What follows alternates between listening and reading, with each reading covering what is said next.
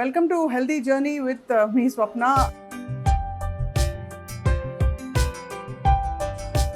First time నేను ఒక operation theatre లోపల ఏం జరుగుతుందో చూస్తున్నాం.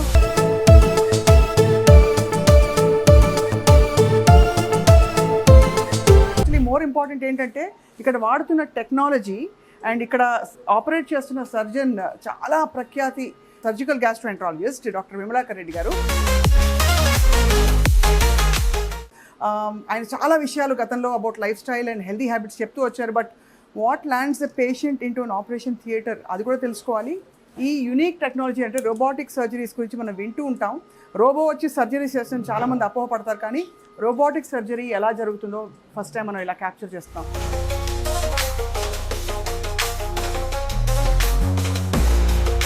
Vimalakar garu, thank you so much for giving us access. Yeah, how are you? నమస్తే అండి. నమస్తే సుమన్ టీవీ. Yes. నమస్తే స్వప్న గారు. Namaste, sir. Actually I call Swapna అక్క. Yes. So we have that much relation. Yeah.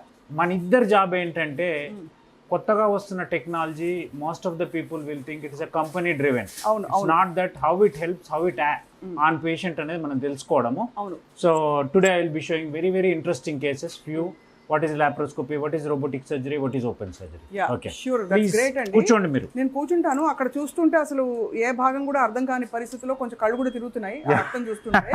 What are you operating today Vimalakar గారు? Yeah, చెప్తున్నాను మీకు. First of all కొన్ని మిత్స్ ని మనం బ్రేక్ చేద్దాం. రైట్. సో ఫస్ట్ ఒక్కసారి మెషినరీని మన వాళ్ళని చూపించమని చెప్పండి. Yeah. Where I'm sitting is call console. ఈ కన్సోల్ ఇది. It's console.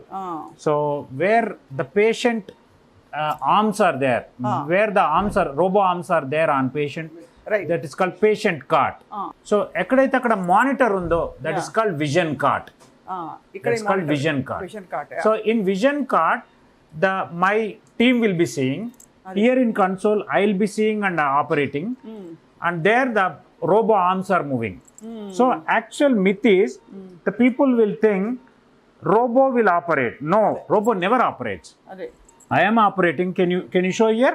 మీకు అంటే చేతులతో ఎంత మీకు Yeah, my hands are moving. అదే With these instruments, whatever I am doing, these movements as well as these commands are translated to the robo arm. అయితే ఇప్పుడు ఏం చేస్తానంటే నేను ఇక్కడ నా చేతులు ఏవైతే కదులుతున్నాయో కన్సోల్లో రెండు చేతులు అండ్ వేరియస్ కమాండ్స్, అంటే మనం ఏమేమి ఇది చేయమని అది చేయమని ఏదైతే రోబో ఆర్మ్స్ కి చెప్తున్నామో, రోబో చేతులకు చెప్తున్నామో, రైట్, ఆ పని మాత్రమే అక్కడ పోయి నేను ఇక్కడ ఎంత కదుపుతే అంతే అక్కడ తన రోబో ఆర్మ్స్ను కూడా కదుపుతుంది.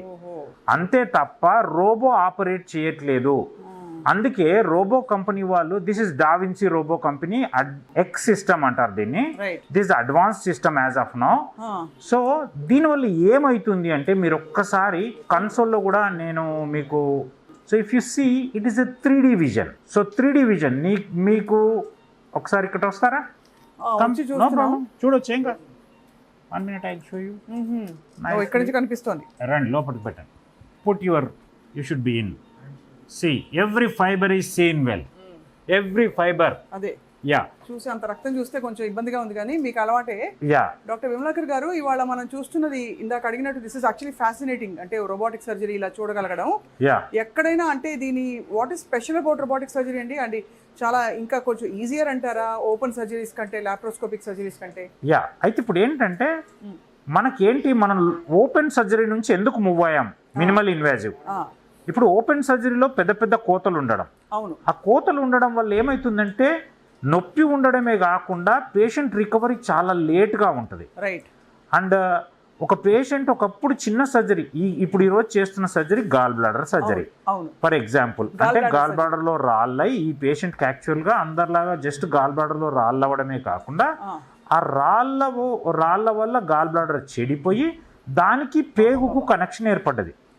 దాన్ని కాంప్లికేటెడ్ కొలిసిస్టైటిస్ ఆర్ కొలిసి అంటారు. ఆ కాంప్లికేషన్లో ఏం కాంప్లికేషన్ అంటే కొలిసిస్టో కొలిక్ ఫిస్టులా, అంటే పెద్ద పేగుకు రంధ్రం పడ్డది, ఆ గాల్ బ్లాడర్ పగిలిపోయి దానికి పెద్ద పేగుకు కనెక్షన్ ఏర్పడ్డది.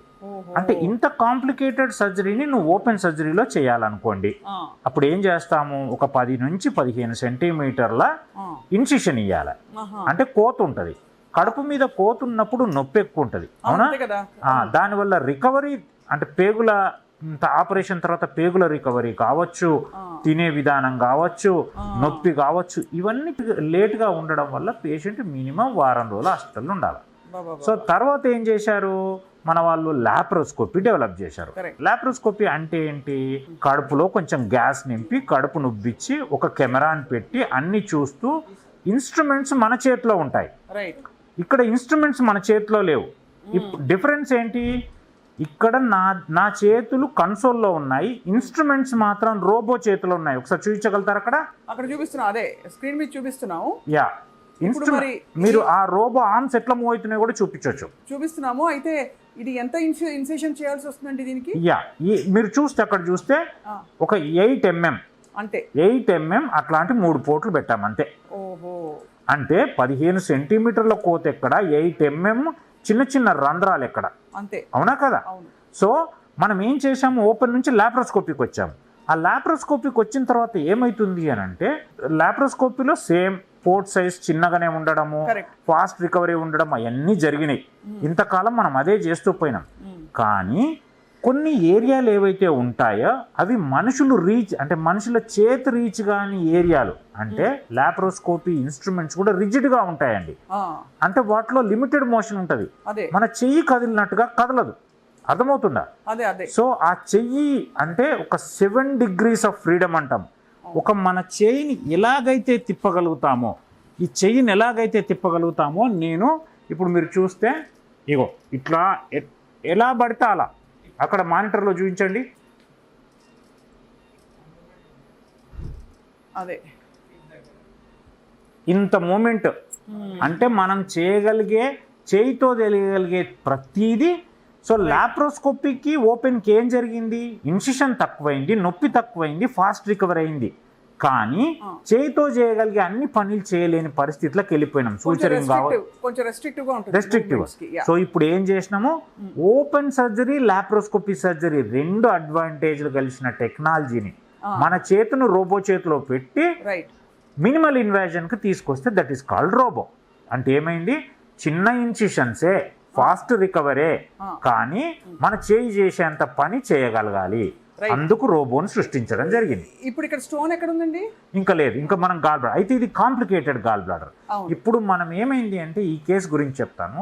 ఈ కేసుకు గాల్ బ్లాడర్ లో స్టోన్స్ అయి తను నెగ్లెక్ట్ చేయడం వల్ల అది పగిలిపోయి పేగుకు రంధ్రం ఏర్పడ్డది. అయితే దీన్ని ఒక వరంగల్లో ఒక డాక్టర్ గారు చూసి సర్జరీ చేద్దామని తీసుకున్నారు. తీసుకున్న తర్వాత ఏమైందంటే, లోపలికి పోయిన తర్వాత చాలా కాంప్లికేటెడ్గా ఉండేసరికి వాళ్ళు భయపడి ఓపెన్ చేశారు. ఈవెన్ ఓపెన్ చేసిన తర్వాత కూడా వాళ్ళు చేయలేమని నిర్ధారించుకొని మనకు పంపించడం జరిగింది. సో అయితే ఇది ఏంటి అంటే, సింపుల్ గాల్ బ్లాడర్ కాదు. ఇప్పుడు మీకు మామూలుగా గాల్ బ్లాడర్, నెక్స్ట్ కేసు కూడా ఇంకోటి గాల్ బ్లాడర్ ఉంది, దానికి చూపిస్తాను. దాంట్లో మీరు పోగానే మంచిగా గాల్ బ్లాడర్ కనపడుతుంది, డైరెక్ట్ గాల్ బ్లాడర్ లిఫ్ట్ చేస్తాం, సర్జరీ చేసుకోవచ్చు. కానీ ఇందులో అట్లా కాదు. ఇగో చూసారా, ఇవన్నీ పేగులు, ఇవి పేగులు, ఇది గాల్ బ్లాడర్. ఈ వీటికి 2కి మధ్య కనెక్షన్ చూస్తున్నారా, ఒక ముద్దలాగా రాయిలాగా అయిపోయి మనిషి, అంటే లాప్రోస్కోపీ ద్వారా డీల్ చేయలేని స్టేజ్లో వస్తే, ఇట్లాంటి కేసెస్కి నా చేతి ఏం చేయగలుగుతుందో చేస్తుంది. గమనిస్తున్నారా? యా. సో ఇట్లాంటి కేసెస్కి రోబో 100%, లేదంటే దీన్ని ఓపెన్ చేసి చేయాలి. ఓపెన్ చేస్తే మళ్ళీ ఈ కాలంలో మళ్ళీ రికవరీ లేట్, ఎన్ని ప్రాబ్లమ్స్. సో కాబట్టి ఓపెన్ చెయ్యకుండానే ఎంత డిఫికల్ట్ కేసునైనా చేతులు, అంటే హ్యూమన్ హ్యాండ్ పోని చోటుకు కూడా చిన్న చిన్న ఇన్స్ట్రుమెంట్ను పంపించి ఆ కంప్లీట్ రొటేషన్తో 7 degrees ఆఫ్ ఫ్రీడమ్తో చేయగలిగి ఫాస్ట్ రికవరీ ఇవ్వగలిగేదే రోబో.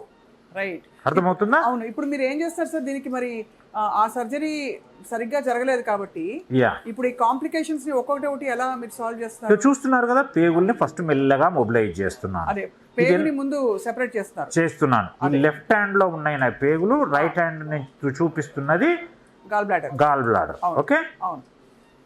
సో స్లోగా ఈ పేగుని సెపరేట్ చేస్తుంటారు. చేసి ఆ పేగును కుట్టేస్తాను. ఓకే. పేగును కుట్టేసిన తర్వాత మనము నెక్స్ట్ గాల్ బ్లాడర్ సర్జరీకి వెళ్దాం. ఇప్పుడు ఇది పేగు కుట్టడం కూడా రోబోటిక్ చేస్తుంది కదా? చేసేసి ఇప్పుడు చూడండి, ఇప్పుడు పేగుని సెపరేట్ చేసే కార్యక్రమం ఇది చూస్తే కొంచెం ఇప్పటికే చాలా రక్తం అలా లోపల ప్రవహిస్తుంది. ఎక్కువ కాదండి, ఇది చాలా ఇది తక్కువ. ఇది చాలా 10x తక్కువ. అండి. ఇంకొక విషయం చెప్తున్నాను, ఇది 10x.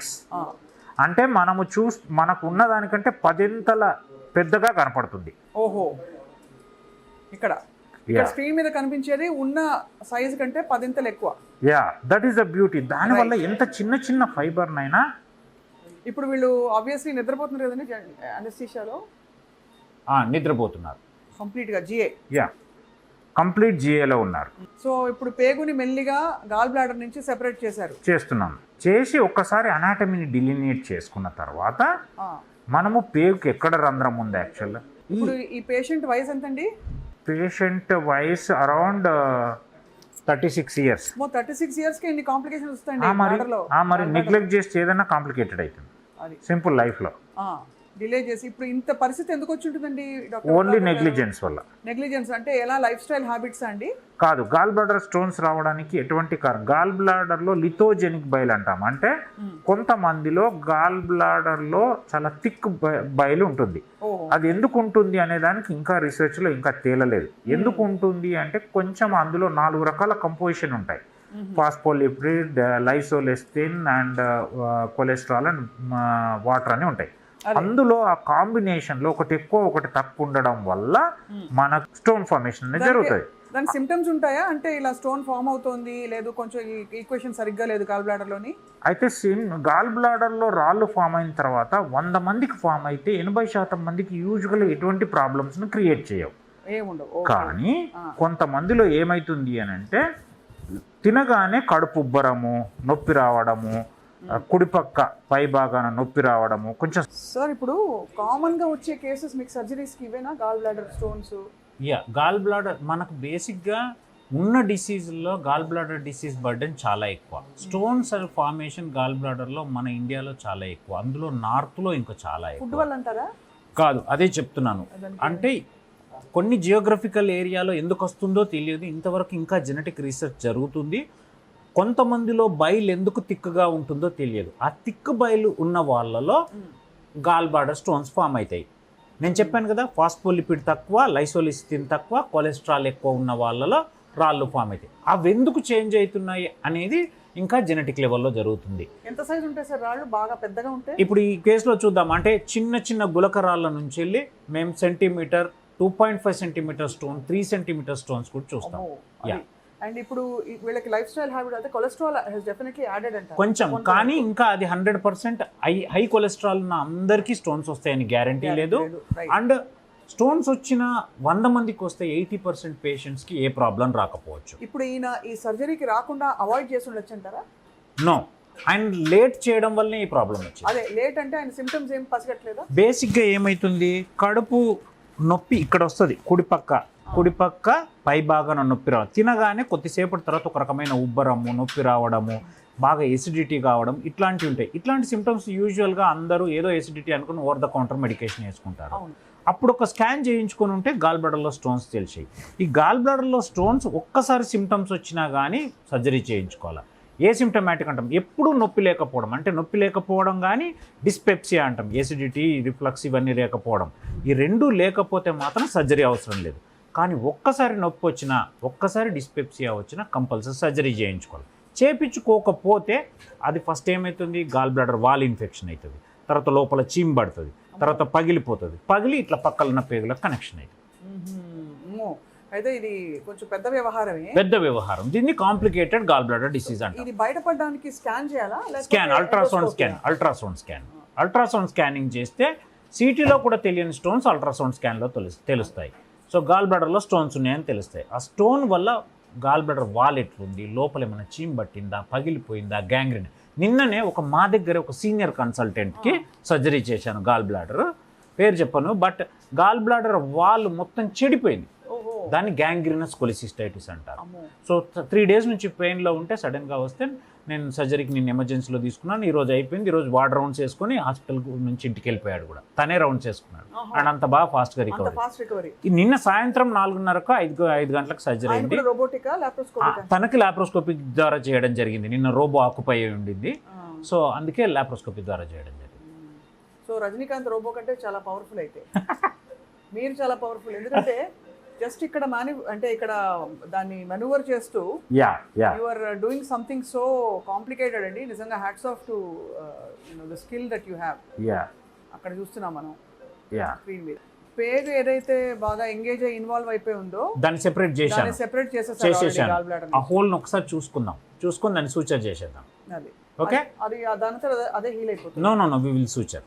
అదే suture if we can identify, యూజువల్గా స్మాల్ కనెక్షన్ ఉంటుంది, బట్ స్టిల్ సిటీలో మాకు క్లియర్గా కనిపించేది మేము చూపిస్తాం. ఇప్పుడు దానికోసం చూస్తుంటాను, చూసి ఒకవేళ if we can identify will suture it. ఆ తర్వాత స్టోన్ దగ్గరికి వెళ్తారు, గాల్ బ్లాడర్కి వెళ్తాం. స్టోన్కి సంబంధం లేదు, ఇంకా మనం గాల్ బ్లాడర్ మొత్తం చాలా మందికి ఉండే స్టిగ్మా ఇది. సార్ స్టోన్ తీస్తారా, గాల్ బ్లాడర్ తీస్తాం. కిడ్నీలో రాళ్ళు వస్తే రాయి మాత్రమే తీస్తాం, కిడ్నీని తీయం. గాల్ బ్లాడర్లో రాళ్ళు వస్తే గాల్ బ్లాడర్ మొత్తాన్ని తీస్తాం. ఎందుకు అంటే గాల్ బ్లాడర్లో రాళ్ళు ఎందుకు ఫామ్ అవుతున్నాయో ఇంతవరకు మనకు తెలియదు కాబట్టి, దానికి మెడికల్ మేనేజ్మెంట్ లేదు కాబట్టి, నువ్వు రాళ్ళు మాత్రమే తీయడం వల్ల మళ్ళీ వచ్చే అవకాశం ఉంటుంది కాబట్టి, ఆ రాయి కిందికి జారితే జాండీస్ రావచ్చు, ఇటు పగిలిపోతే పేగుల కనెక్షన్ కావచ్చు, ఇంకా కిందికి జారితే ప్యాంక్రటైటిస్ రావచ్చు కాబట్టి. అండ్ ఇంకోటి ఏంది, గాల్ బ్లాడర్ వాల్ని ఓపెన్ చేసి స్టోన్ తీసి కుట్టినప్పుడు అది మానే గుణం తక్కువ, వాటికి ఎండాట్రీస్ ఉంటాయి. సో కాబట్టి వీటి తర్వాత లాస్ట్ ఇంపార్టెంట్ థింగ్ ఏంటంటే, గాల్ బ్లాడర్ పెద్ద యూజ్ ఉండే ఆర్గాన్ కాదు. ఒక మనిషికి 1.5 లీటర్ బైల్ తయారవుతుంది రోజుకు పైత్యం. అందులో ఇది 50 cc అంటే 50 mlని అది కాన్సన్ట్రేట్ చేస్తుంది. సో అది ఉన్నా లేకపోయినా మనిషి బాడీకి, జీర్ణ వ్యవస్థకి, జీర్ణ ప్రక్రియకి ఎటువంటి ప్రమాదం లేదు. అపెండిక్స్, ఆల్మోస్ట్ అపెండిక్స్, అందుకే దాన్ని తీసేస్తాం. సో ఉంచుకొని కష్టపడే కంటేబుల్. అండ్ ఇంకొకటి, ఒక్కసారి ప్రాబ్లం వస్తే మళ్ళీ ప్రాబ్లమ్స్ వచ్చే అవకాశాలు, డిఫరెంట్ ప్రాబ్లమ్స్ వచ్చే అవకాశాలు చాలా ఎక్కువ, అందుకు తీసేస్తాం. Right, got the clip. Okay, అదే ఆ క్లిప్ వేసి ఇప్పుడు కట్ చేస్తున్నారు. కచక్. Yeah, one more please. Yeah, ఆ క్లిప్ అయిపోయిందండి, ఇది అయిపోయింది. ఇంకో క్లిప్ వస్తుంది పైనకి.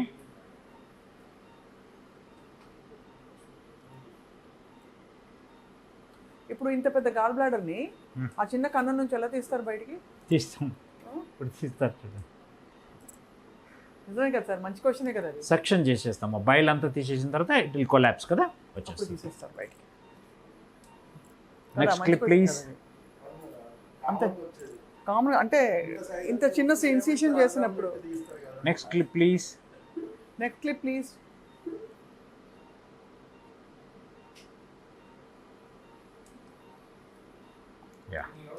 యా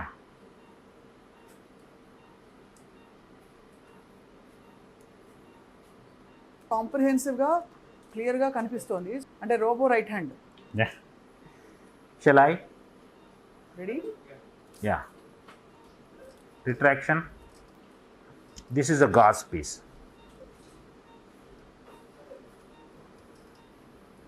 ఇది లోపల గాజ్ అండి, ఇది. Yeah, gauze piece. గాజ్ పెట్టి చూడండి ఎలా మొత్తం అంతా అబ్జర్వ్ చేసేస్తున్నారు. Yeah. Excess bleeding.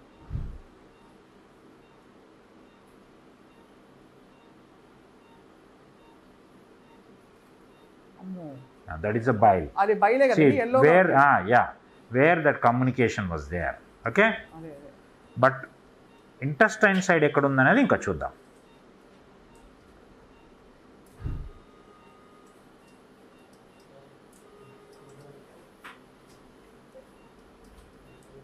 ఇది ఆల్మోస్ట్ గాల్ బ్లాడర్ రిమూవర్ సర్జరీతో పాటు అక్కడ పక్కన ఉండే పేగులు ఎంగేజ్ ఆల్మోస్ట్ కాదు, it is a gall bladder removal surgery. మీరు గమనిస్తే మొత్తం పేగులన్నీ అతక్కపోయింది, చిన్న పేగు కూడా అతక్కపోయింది.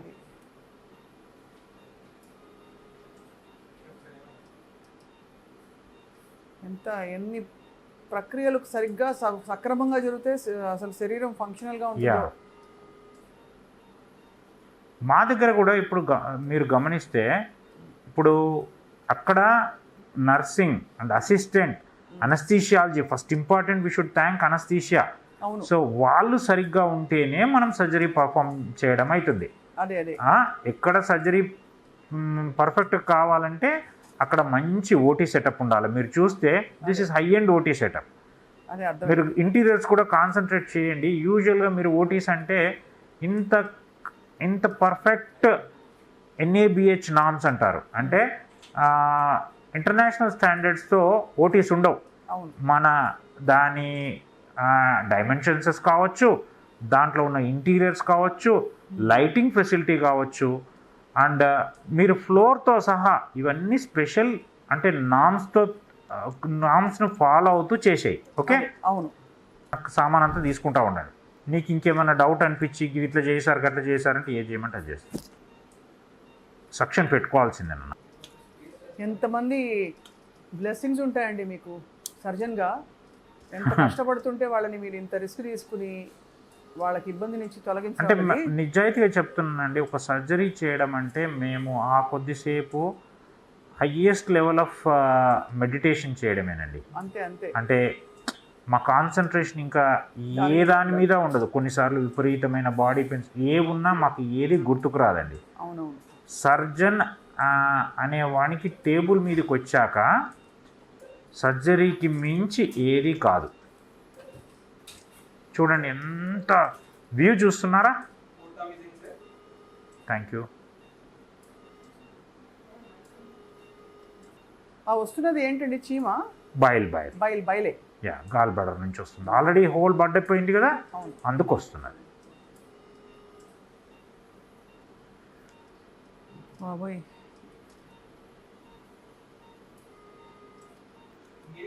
యా, నేనే చేసుకుంటాను.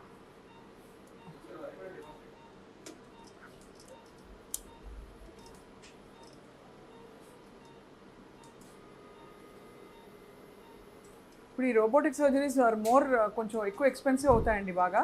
యా, మీరు అదే క్వశ్చన్ అడుగుతారని అనుకున్నాను. సో ఇప్పుడు ఏంటి అంటే ఇంత డిఫికల్ట్ సర్జరీని ఓపెన్ సర్జరీ లాప్రోస్కోపీ ద్వారా చేసి నువ్వు ఓపెన్ అనుకోండి వారం నుంచి 10 రోజులు హాస్పిటల్లో ఉంటారు కదా. అదే లాప్రోస్కోపీ అనుకోండి, ఇది లాప్రోస్కోపీలో నిజంగా డిఫికల్ట్ అయ్యే కేసు. బట్ స్టిల్ లాప్రోస్కోపీలో చేసినాం అనుకోండి ఇంకా 2 రోజులు ఎక్కువ ఉండే అవకాశం, అంటే ఓపెన్ తర్వాత 2 రోజులు తక్కువ, బట్ రోబో కంటే 2 రోజులు ఎక్కువ ఉండే అవకాశం ఉంటుంది. సో నువ్వు by reducing the stay and by entering to the proper plane, మీరు ప్రాపర్ ప్లేన్లో వెళ్ళడం వల్ల మీకు బ్లీడింగ్ తక్కువ అవుతుంది. మీకు ఇప్పుడు కనపడుతుందంటే 10xలో అసలు బ్లీడింగే లేదు ఇన్ఫ్యాక్ట్ చెప్పాలంటే. అవును. సో మాకు ఇప్పుడు నువ్వు కొలుచుకుంటే ఇప్పటి వరకు 50 ml బ్లడ్ లాస్ కూడా ఉండదు. అదే నువ్వు ఓపెన్ ల్యాప్లో చేసి ఉంటే ఎక్కువ బ్లడ్ లాస్ ఉంటుంది. సో బ్లడ్ లాస్ ఉన్నప్పుడు నువ్వు బ్లడ్ ఇవ్వడం వల్ల కాస్ట్ పెరిగిపోతుంది, మార్బిడిటీ పెరిగిపోతుంది. సో ఇవన్నిటిని తగ్గించడంతో వల్ల నీకేమవుతుందంటే ఒకవేళ రోబో ఆర్మ్కి నువ్వు వాడాల్సిన ఖర్చు ఎక్కువ ఉన్నా కానీ అక్కడ కలిసి వస్తుంది. అర్థమవుతుందా? సో డేస్ తగ్గిస్తున్నావు, రిస్క్ తగ్గిస్తున్నావు, అక్కడ అయ్యే ఖర్చుని నువ్వు ఇక్కడ వాడుకుంటున్నావు రోబో ఆర్మ్కి. అదే ఎక్కడ ఆల్మోస్ట్ డబుల్ ఉంటుందండి మామూలు? నో అండి, సేమ్ కాస్ట్. లాప్రోస్కోపీ అంతే, కొంచెం అటు ఇటుగా అంతే. లివర్ నుంచి వచ్చే మెయిన్ గొట్టం ఏందో దాని నుంచి ఇట్లా ఒక అవుట్ పోచింగ్ లాగా వస్తుంది. So gall bladder cystic duct will join, it's like a just ఒక లీఫ్లెట్ అనుకో, ఒక బ్రాంచ్ లాగా వస్తుంది. సో ఇప్పుడు ఏం చేస్తున్నా, cystic duct is in my left hand. Okay, left hand, దానికి ఇప్పుడు క్లిప్ వేసి కట్ చేసేస్తాను. ఓహో, అక్కడ కట్ చేస్తారు. యా, ఇప్పుడు నా ఐ గాట్ ద క్లిప్. అక్కడ తీయండి. I got the clip. Okay, అదే ఆ క్లిప్ వేసి ఇప్పుడు కట్ చేస్తున్నారు. కచక్. Yeah, one more please. Yeah,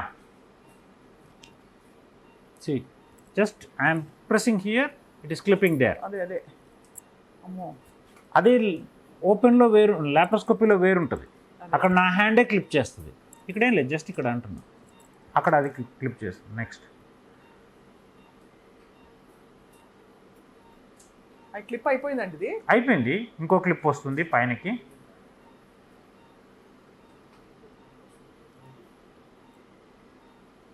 ఇప్పుడు ఇంత పెద్ద గాల్ బ్లాడర్ని ఆ చిన్న కన్నం నుంచి ఎలా తీస్తారు బయటికి?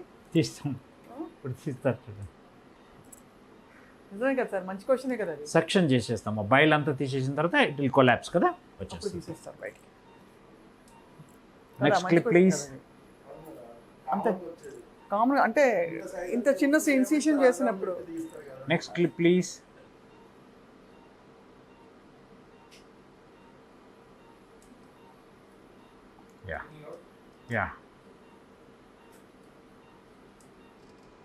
Yeah remove.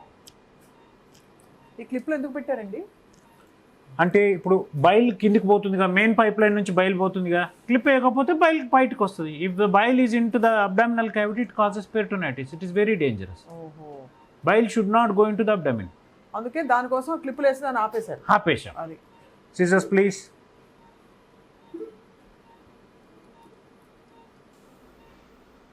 క్లీన్ కదా. ఇప్పుడు బ్లీడింగ్ ఏం లేదు చూసారా. One specimen is out, there is no bleeding. దీన్ని బయటికి తీయాలి. 1 minute. నా చేతిలో బైపోలార్ ఉంది. ఈ కాటరీ గురించి మీకు కొంచెం తెలుసుకోవాలి. మోనోపోలార్, బైపోలార్ అనేది అంటే ఏంటంటే ఇవి డిసెక్టర్స్ అన్నట్టు. అంటే ఎనర్జీ, ఎలక్ట్రికల్ ఎనర్జీ అక్కడికి పోయి చేతికి వచ్చేసింది మొత్తం. ఇదంతా గాజ్ అంతా కూడా ఇప్పుడు అది కూడా తీసేస్తాం. 1 minute. రైట్. ఆ క్లిప్పులు కూడా తీసేస్తారు కదా. No clip will be there for ever. Those are biocompatible. So బాడీలో ఉన్న ఎటువంటి నష్టం కలగజేయండి ఆ క్లిప్పులు పెట్టడం వల్ల. క్లిప్పులు అది మీరు లివర్ మోస్ట్ వైటల్ ఆర్గన్స్ ఏవైతే ఉన్నాయో కొంచెం అది తినద్దు, ఇది తినద్దు అని, వైట్ రైస్ వద్దు, వైట్ షుగర్ వద్దు, మైదా వద్దు, వేయించింది వద్దు, బాయిల్డ్ ఎగ్స్ తిను అని అవన్నీ వినేసాం. ఇంకేం చేయొచ్చు చెప్పండి మంచిగా హెల్తీగా ఉండాలంటే? ఇంకా ఏం చేయొచ్చు అని అంటే ఈ మధ్య ఒక రీసెర్చ్ జరిగింది. ఒక రీసెర్చ్లో ప్రూవ్ అయిన విషయాలు చెప్తాను.